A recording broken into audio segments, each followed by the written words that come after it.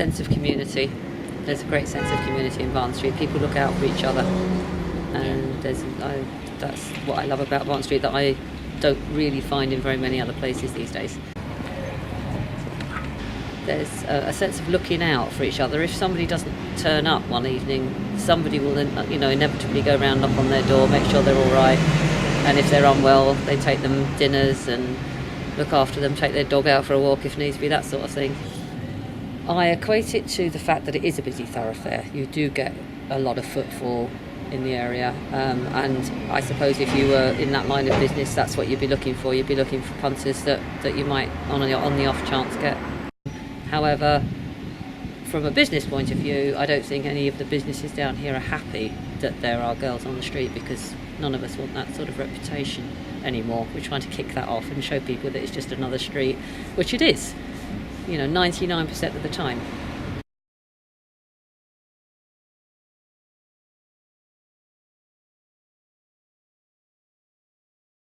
Prostitution became a priority in January 2014 when our local priority panel elected it as one of their priorities for us to try and tackle.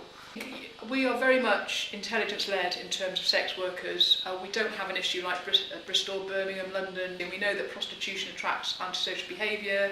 We have the punters coming in, pimps coming in, drug dealing. So on outreach alone, I've been approached for business, for sexual acts, and I'm aware of other women being approached who live in the community, so it's quite daunting for them. There's two aspects to local people's attitudes that I find in the pub and talking to people on the street, is that they find it slightly embarrassing that the area's gained this reputation, and that sometimes there are stories in the Citizen or the local press about the resurgence of girls on the street. But there's the other side where I think people are concerned about the social well-being of the girls involved. Some of these girls are very young, they're very vulnerable.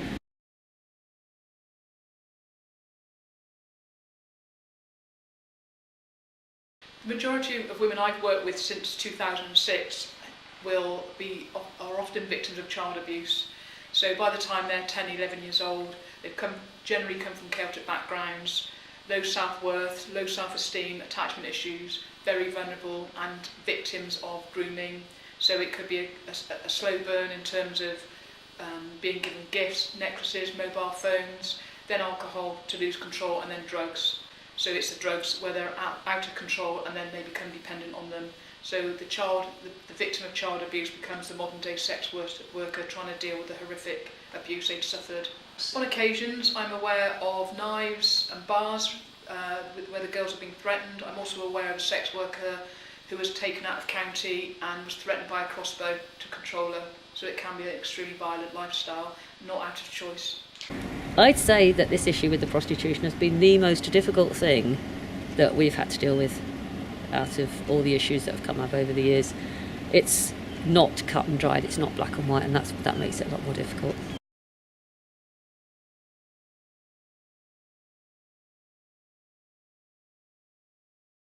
We'd meet normally at Barton Street at a set time for briefings on current intelligence. The arena of sex workers is very much intelligence-led. We are aware who are out on the streets, who's had cautions, any girls with particular medical needs, so we work with the local homeless charity and nursing staff so that we can engage. Just to go through the information we have around our current workers, and then I'll go through what I've got in front of me, and then if there's any elaboration else, we'll do that. We will initially, as the police approach that sex worker, they will be cautioned because that's obviously the law side of it, but we'll also talk about exit strategies, and once we're happy that the environment's safe, then the nurses or support staff will then engage with that young woman. Absolutely vitally important, because some of these girls, they haven't got GPs. They may not be addressing some of the health needs. They may be addicts to drugs, alcohol.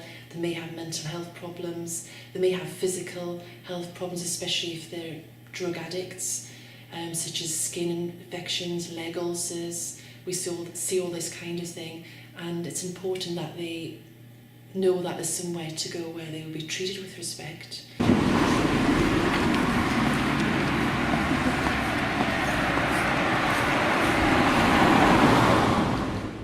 Okay, so I was out for roughly just over an hour.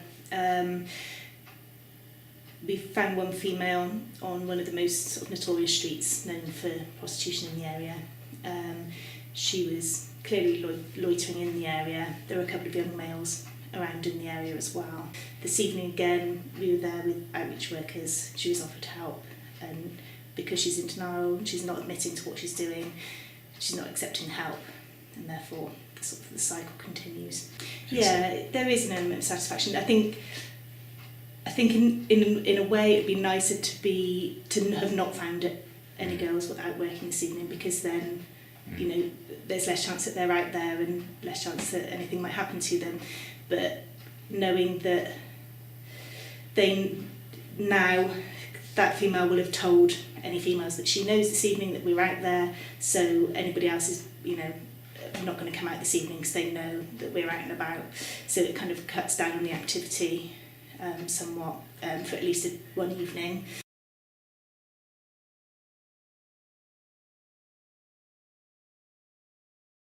There's no quick fix for these women. We work very closely with an out-of-county rehab who specialise in sex workers. We also know that the average lifestyle to exit is 7 years, and we are dealing with extremely damaged women. So we have to try and take, from my perspective, a bespoke approach, a holistic approach. But with women who won't engage, we also have to respect the community's wishes, and they will be dealt with robustly. But we've also worked with Operation Solace, who are part of the antisocial behaviour team within the council, to assist with a CRASBO or an ASBO. Majority of the women I'm aware of who I work with don't necessarily live locally, and therefore if it's an exclusion zone, as a prohibition not to enter Barton Street, for example, we're not criminalising them, we're giving them an opportunity to exit, but by the same time they have choices, and if they want to compromise the CRASBO, they'll be arrested. There is an approach taken whereby if somebody is caught crawling, I believe they are spoken to, and a letter is written to their home address, which is an enormous deterrent for a lot of men, because they obviously wouldn't want their wives and girlfriends to know that they've been caught in that position. So you wouldn't want to destroy a man's life and a man's reputation for it. However, in the reality is that the consequences of prostitution towards the women concerned is too serious for it not to be dealt with as a dual thing. If we identify a car that's in the area, clearly curb crawling, then we will send a letter to the home address of the registered keeper of that car. We don't tend to see the same car in the area twice.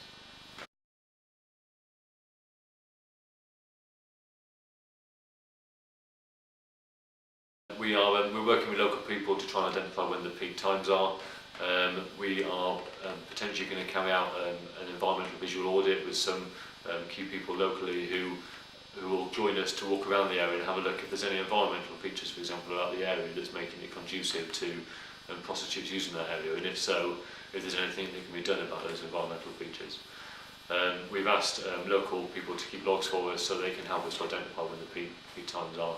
And as I say, we're also doing these outreach work and trying to divert the girls that are involved. And we're very fortunate that we've got a really good partnership. There are many avenues and many places where you can get in touch with people within Barton and Tredworth Neighbourhood Partnership who can put you in touch with other people that can directly help you if you have a problem as an individual in this area. So yeah, I would definitely encourage people to get involved. Ring Gloucester City Council, get involved with the partnership, come and see me here at One Eye Jack's.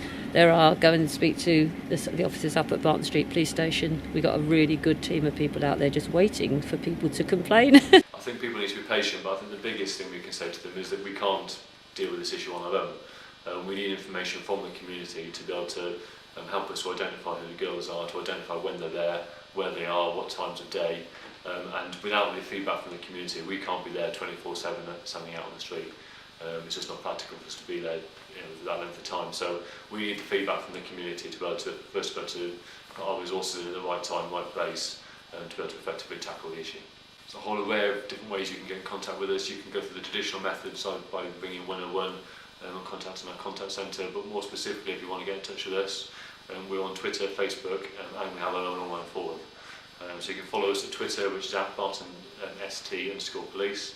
You can follow us on Facebook, which is literally Barton Street Police on Facebook, or you can contact us via our online forum, which is www.bartonstreetpolice.forumchitchat.com.